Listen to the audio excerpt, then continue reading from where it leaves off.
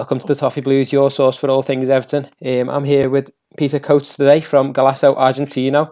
How's it going, Peter? You all right? Yeah, good, thanks. We're here to talk to Peter about Sosa, the Argentine midfielder who's apparently coming to Everton for €15 million. So it looks like he's going to be arriving on Merseyside just after he finishes competing at the Under-20 World Cup with Argentina, where he is at the moment. Those reports came from his father yesterday. So we're going to ask Peter a few questions about Sosa. What type of player is he? He's a defensive midfield player primarily, but although he's there to win the ball, is also a decent passer as well. So he looks to get the ball forward quickly, but carries out his defensive duties primarily. So we've seen him doing that for the Argentina Under-20s at the World Cup at the moment. But that's been his role as well in the River Academy. He hasn't actually played a great deal for River's first team yet, which is perhaps what makes this transfer potentially very interesting. Yeah, it's interesting for a player coming for €15 million, but if he hasn't had much first team experience so far, really. Has he been important for River Plate, or has he when he has made appearances? Not really. I mean, not for the first team, because he's basically only played 5 matches, something like that, and I think only 2 of those were as a starter. And that's primarily been when River have been rotating the squad for other tournaments, so him playing in a largely weakened side. So his impact on the River first team, we've not really seen it yet. What he does have is a huge potential, and certainly within the club, he was someone who's earmarked for the first team, just that the competition for places in that central midfield has been so fierce that there hasn't been the opportunities for a young player like Sosa to yet break in. But for the Argentina youth sides, we have been able to get a better idea of what he's capable of. Yeah, it's interesting because there's not much to go by in terms of stats to analyse him from because he hasn't made many senior appearances. So what would you say are his key strengths and weaknesses? No, I mean, his key strengths, I think, in terms of winning the ball, is positionally aware. So a lot of the times that he wins the ball, it's not necessarily through sort of crunching tackles or the like. It's more him reading misplaced passes and being in the correct position to nick possession. But also his passing. He's someone who can add something to the attack from deep, winning the ball and making that initial forward pass to launch an attack. So I think I read an interview with him last year where he was saying that the player he kind of admired was Germany and Real Madrid player Toni Kroos, and that gives you some sort of indication of the kind of deep line midfield player he is. Someone who likes to get on the ball and pass it. But wouldn't expect too much from him in terms of going forward and acting as a creator. Yeah. I was about to ask you that as well. Like, what kind of, apart from Toni Kroos, if you were to compare him to like any player in world football, who would you kind of compare him to? I mean, I'm never too inclined to do it because inevitably you kind of explain the pros and cons of a player, and then as soon as you drop in the name of someone, that becomes he's going to be the next. So, but I mean, Kroos is a fairly good example of someone who can tackle, but isn't overly out and out defensive, and is also a good passer of the ball, without being a playmaker as such. So it gives you an indication of the kind of central midfield, defensive midfielder he is. Yeah, I agree with you about the comparisons as well. I think it's a bit too much pressure to put on a young player in terms of comparing them to another player, like a world-class one like Toni Kroos. It puts a bit of pressure on the shoulders, but like we just kind of trying to gauge what kind of player he's like. But do you think if he hasn't had much first-team football at River Plate this season, do you think he's ready for first-team football at Everton? Yeah, I mean, I think it would have to be a transfer with the long term in mind. I'm not sure if you could throw him from under-20 football, youth team level football in Argentina straight into Premier League football. So I think Everton would have to look at it that way to say, even though it's a sizable amount of money, we have to award him that time and gradually see him as someone who could grow into the midfield. Yeah. But provided they did that, I think it could prove to be a very useful signing, because 15 million or in that sort of area is a huge amount, a sort of sum that can't be turned down by any club in South America. But for a Premier League team, it's not a huge amount anymore. Do you think he warrants that the price tag?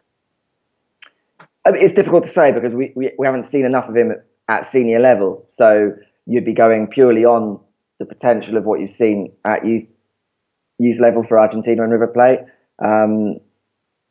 So it's in that regard, it's a slight gamble because you'd say you're going on just that potential.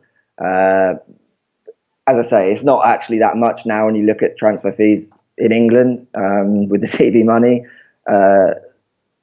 So you would only be able to really tell whether it's a good move if it turns out to be a player who you look at in a couple of years and say he's worth at least double that. Yeah.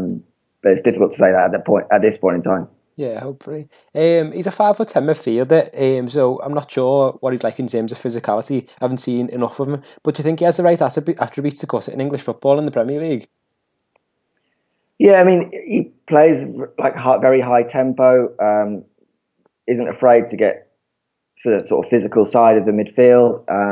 So I don't think that will necessarily be a problem. I always feel with Argentine football, however much the limitations are there in comparison with European football, one of the aspects that I actually think it would be quite favourable is that sort of physical side of things.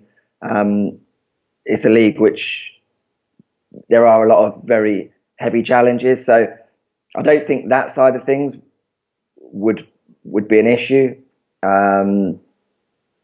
But obviously it is a massive step up, so it would be a big ask to go from where he's playing currently to expect him to go straight into the Everton starting 11 next season, for example. Yeah, I mean, the only other thing as well is the issue whether or not Everton are buying him for that reason, because there's obviously paperwork problems potentially with him getting a work permit. So it could be one of those that they'll make the deal to buy him and then maybe have to loan him somewhere else.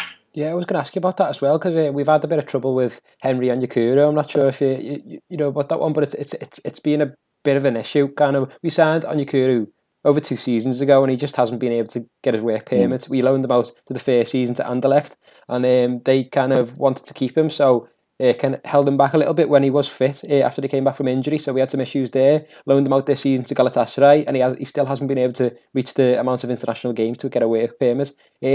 What will that be an issue for Sosa? Do you think he will be able to come to Everton? Well, potentially. I know his father was speaking this week, and I think that he was saying that by the end of the year he'd have some passport issue resolved, which seems to help with the situation. But I don't know whether at present he would qualify for a work permit. Obviously, Everton would have to try and convince the authorities that it was a special talent, and he would have to have some sort of workaround, because certainly in terms of his contribution to senior football here in Argentina, he hasn't done enough to automatically warrant one. So that might cause a problem, and again, Everton may see it as something worth doing because he's not someone they're looking at to go straight into their first team, and therefore for the future. We saw Brighton last season sign Alexis McAllister from Argentinos Juniors here, and they were in the same position where he didn't have his paperwork and they weren't able to get a visa, so he spent the next 6 months. He's been on loan still at Argentinos Juniors and potentially might be doing another 6-month loan in Argentina again. So they were in the similar position and had to go down that route, and maybe Everton will be having to follow. Yeah, maybe he might end up even back at River Plate for an amount of time next season, if he can't secure that work permit, of course. Hopefully we'll be able to after this Under-20 World Cup, but we're not quite sure. I'm not sure how much you've watched of Marco Silva's Everton this season, but do you think he'd fit into that team? Yeah, I mean, I haven't watched a huge amount of Everton this season, but I think in terms of what we've seen at the Under-20 World Cup, as well is someone who's comfortable playing in a two-man midfield, in a sort of 4-2-3-1, if you like. So I don't know whether that would suit with Everton, but certainly alongside another defensive midfield player, where Sosa can carry out those duties, but also look to move the ball forward. I think, from my limited understanding of Everton, is something that could potentially fit in there. Yeah, hopefully. I think we've obviously had Andre Gomez on loan this season, and we're working on a permanent deal for him. But Idrissa Gana Gueye, he was a very important player for us, who sounds quite similar in the ways that he's tenacious in defensive midfield to Sosa.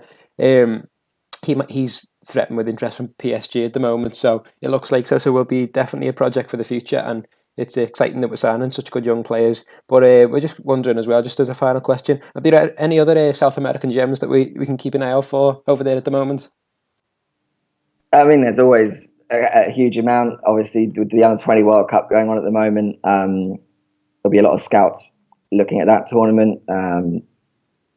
Obviously, Ezequiel Barco is one that left Independiente a couple of years, or last year, to go to Atlanta United. But in the current team, there's the likes of Pedro de la Vega from Lanús, or Santiago Sosa's teammates from River, Julian Alvarez and Christian Ferreira, two very good forward and a midfield player who'll no doubt also be attracting interest. But the Under-20 World Cup is obviously a great point of reference for scouts and for football fans who want to see who potentially could be the next big thing to come out of their respective countries. Yeah, thanks very much. That'll be interesting to see how that one works out. Anyway, thanks a lot for speaking to us today, Peter. So right. We'll watch out on this one. Hopefully, there'll be some news in the coming days on whether Santiago Sosa will come to Everton and whether that work permit will be secured straight away, or whether we'll have to wait for him in a similar way to Onyekuru. So thanks a lot for watching the video, and make sure you like the video, comment what you think, and subscribe to the Toffee Blues, and join us next time. Thanks for watching.